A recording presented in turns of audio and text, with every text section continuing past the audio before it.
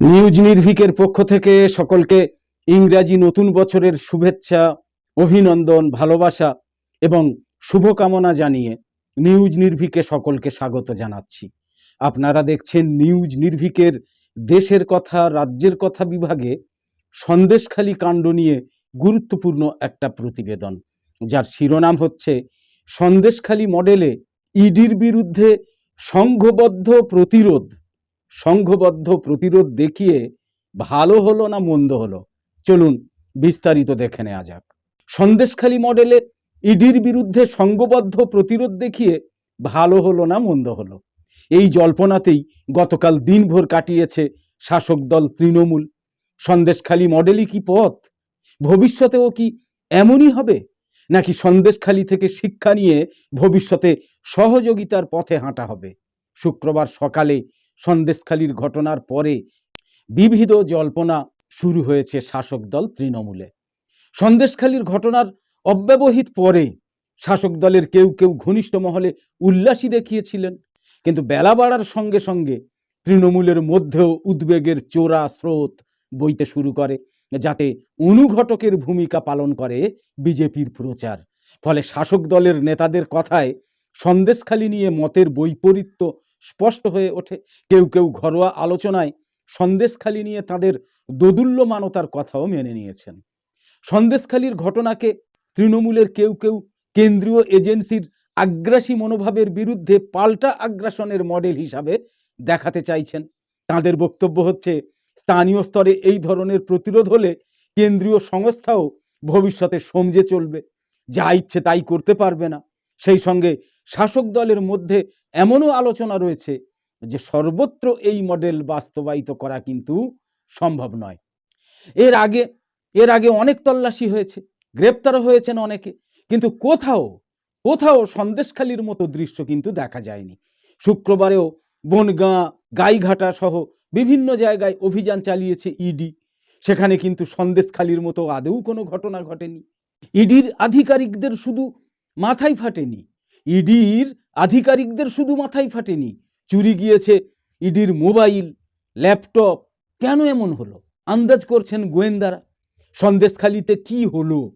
তৃণমূলের এক মন্ত্রী ঘরোয়া আলোচনায় স্থানীয় স্তরে শাহজাহান শেখের দাপটকেই কৃতিত্ব দিচ্ছেন। তার বক্তব্য হচ্ছে, যেভাবে মহিলারা বিক্ষোভ দেখাতে গিয়ে বেরিয়ে এসেছিলেন, জায়গায় জায়গায় গাছের গুঁড়ি ফেলে অবরোধ শুরু হয়েছিল, তা নিচু তলায় মজবুত সংগঠন না থাকলে সেটা হওয়া সম্ভব নয়। কিন্তু রাজ্যের সর্বত্র তো সন্দেশখালীর মতো জনবিন্যাস নেই, সেসব জায়গায় তাহলে কি হবে? তা নিয়েও আলোচনা রয়েছে তৃণমূলের মধ্যে। শাসক দলের প্রথম সারির এক নেতার কথায়, সন্দেশখালীকে মডেল ভাবা রাজনৈতিক দূরদর্শিতা হবে না, কারণ এই জিনিস সংক্রমিত হলে অন্য বিপদ হবে। সেই নেতা যে প্রেক্ষাপটে বিপদের কথা বলেছিলেন, বেলা গড়াতে তা বিজেপির প্রচারে আবার স্পষ্ট হয়ে উঠেছে। চেনা সিলেবাসে প্রচারে নেমে পড়ে গেরুয়া শিবির। অমিত মালব্য থেকে শুভেন্দু অধিকারী, সুকান্ত মজুমদাররা অনুপ্রবেশ, রোহিঙ্গা ইত্যাদি নিয়ে তৃণমূলের বিরুদ্ধে আক্রমণ শানাতে শুরু করেন। তৃণমূলের আশঙ্কা, এর ফলে লোকসভা ভোটের আগে মেরুকরণকে আরও তীব্র করার সুযোগ পেয়ে যাচ্ছে বিজেপি। যে মেরুকরণ বসিরহাট আসনের জন্যও খুব একটা শুভ সংকেত নয়। প্রকাশ্যে তৃণমূলের অন্যতম মুখপাত্র কুণাল ঘোষ সন্দেশখালীর ঘটনাকে দুটো শব্দে অভিহিত করেছেন, উদ্বেগজনক এবং দুর্ভাগ্যজনক, এই দুটো শব্দে। সেই সঙ্গে কেন্দ্রীয় তদন্ত সংস্থার উস্কানিকেও দায়ী করেছেন কুণাল ঘোষ। প্রশ্ন তুলেছেন, কেন পুলিশকে না জানিয়ে প্রত্যন্ত অঞ্চলে ইডি যাবে? অনেকের মতে কুণাল ঘোষের কথাতেই স্পষ্ট হয়ে গিয়েছে যে তৃণমূলের মধ্যে উদ্বেগ রয়েছে। তৃণমূলের এক তরুণ নেতার বক্তব্য, এই ঘটনার অভিঘাত সুদূর প্রসারী হতে পারে। সেই অভিঘাত যে শুধু বসিরহাটে সীমাবদ্ধ থাকবে তাও নয়। ফলে স্থানীয় স্তরে প্রতিরোধ ইতিবাচক হলেও অন্যত্র তার প্রভাব কিন্তু নেতিবাচক হওয়ার সম্ভাবনা থেকে যাচ্ছে। 2013 সালে শাহজাহান তৃণমূলে যোগ দেওয়ার পর থেকে বসিরহাট সন্দেশখালীতে তাঁর দাপট ক্রমে বাড়তে থাকে। এককালে বাম বিধায়ক অবনী রায়ের ঘনিষ্ঠ ছিলেন এই শাহজাহান। সরবেড়িয়ার পঞ্চায়েত প্রধান তথা এলাকার দাপুটে সিপিএম নেতা মুসলিম শেখেরও ঘনিষ্ঠ ছিলেন শাহজাহান। ভেড়ির কাঁচা টাকাই শাহজাহানের উত্থানের নেপথ্যে বলে স্থানীয় মানুষজন মনে করেন। কিন্তু তৃণমূলে যোগ দেওয়ার পর থেকে শাহজাহানের উত্থান হতে থাকে একেবারে উল্কার গতিতে। প্রসঙ্গত, উত্তর 24 পরগনা তৃণমূলের একটা সূত্রের দাবি, শাহজাহানকে তৃণমূলে আশ্রয় দেওয়ার নেপথ্যে ছিলেন অধুনা জেলবন্দি মন্ত্রী জ্যোতিপ্রিয় মল্লিক ওরফে বালু। তবে বিজেপির দাবি, তৃণমূলের সর্বোচ্চ নেতৃত্বেরও ঘনিষ্ঠ কিন্তু শাহজাহান। সীমান্ত লাগোয়া এলাকার নিরাপত্তা নিয়ে বিজেপি দীর্ঘদিন ধরেই সরব। গেরুয়া শিবিরের এও দাবি, বাংলাদেশ থেকে লোক ঢুকিয়ে এলাকার জনবিন্যাস বদলে দেওয়া হচ্ছে। সন্দেশখালির ঘটনার পর বিজেপি সেটাকেই আরও প্রামাণ্য করে ফেলতে পারল বলে মনে করছেন অনেকে, যা শাসক দলের জন্য খুব স্বস্তিজনক নয়। একথা ঠিক যে আগে ইডি থাকলেও তাদের ভূমিকা নিয়ে এত আলোচনা হতো না, কিন্তু নরেন্দ্র মোদী সরকারের সময়ে এই সংস্থাটার ভূমিকা চোখে পড়ার মতো বেড়েছে। ফলে সন্দেশখালি নিয়ে নয়াদিল্লির প্রতিক্রিয়া হওয়াও অমূলক নয়। ফলে শাসক দলের একাংশ ঘরোয়া আলোচনায় মেনে নিচ্ছেন যে কাজটা খানিকটা হঠকারী হয়ে গিয়েছে। এর জল কতদূর গড়ায় এখন সেটাই দেখার। তো আপাতত শেষ করছি। প্রতিদিনের নিয়মিত ঝটপট 10টা খবর আর জাতীয় এবং আন্তর্জাতিক বিষয়ে নতুন নতুন প্রতিবেদন পেতে সাবস্ক্রাইব, ফলো, লাইক এবং কমেন্ট করে নিউজ নির্ভীকের ইউটিউব চ্যানেল আর ফেসবুক পেজের সঙ্গে থাকুন।